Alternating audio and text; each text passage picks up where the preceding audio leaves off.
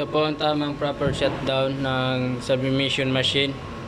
Una-una po heat clean muna natin.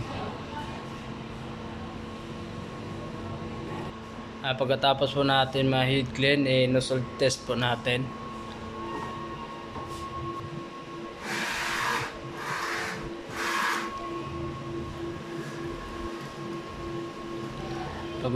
Pag okay na po yung nozzle test, punasan po natin yung wiper tsaka yung sa gilid ng capping para hindi po siya matuyuan ng paglagyan ng tubig.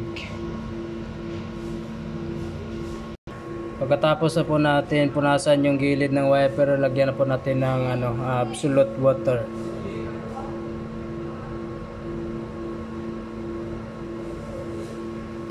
Hindi lang po natin siya punuin masyado kasi umapaw yung tubig. Tapos po natin lagyan ng tubig, enter lang po natin. Ayan.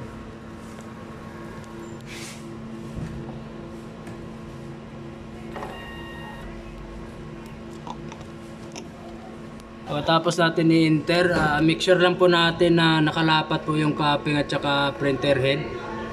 Ayan po, okay na po yan. Tapos na-mixture na po natin na nakalapat na po yung off na po natin to, baba. Yan po na yung switch.